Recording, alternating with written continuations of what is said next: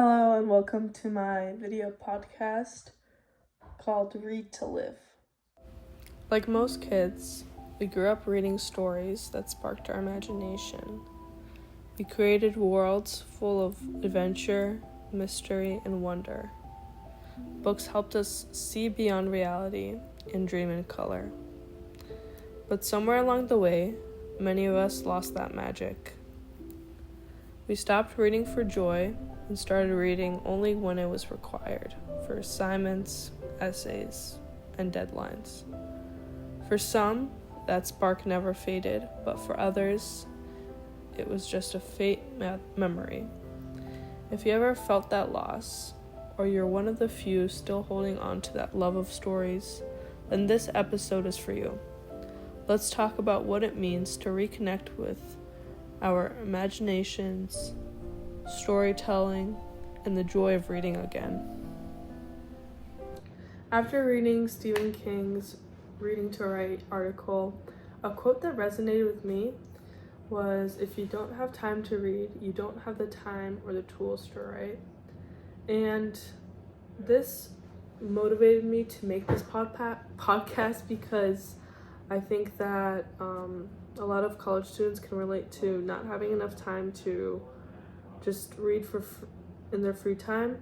And the whole point of this podcast is to show you the benefits and motivate you to read more.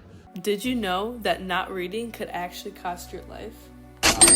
A study held by researchers followed a large sample of people for over 12 years, and they tracked how many books they read and compared mortality rates between readers versus non-readers. They found that people who read books had about a 20% lower risk of dying over the follow-up period compared to those who didn't read. This just goes to show that it's not just about the story or the knowledge. The act of reading a book appears to be doing something positive for your whole being, your brain, your stress levels, and your lifestyle. And lower reading levels, that's where the biggest gap was. So even small, consistent reading beats zero reading.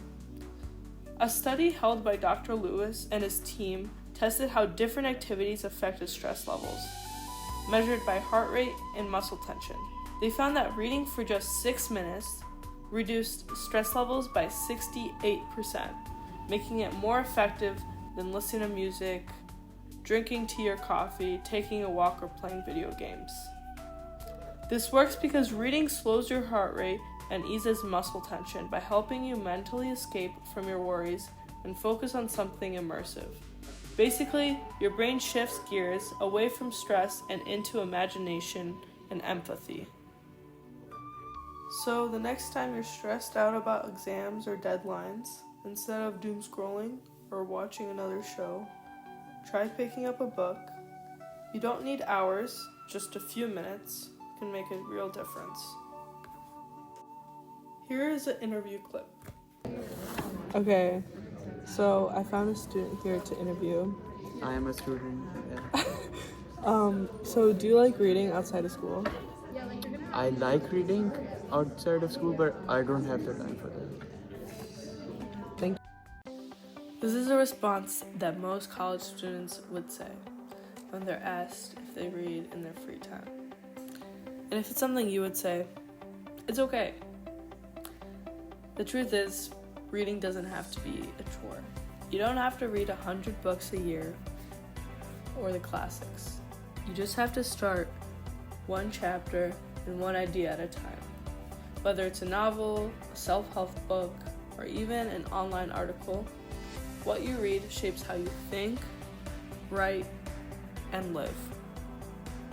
So next time you have a few quiet minutes, put your phone down and pick up a book. You might be surprised at what you learn about yourself. Thank you for listening, and remember, if you want to live, you have to read.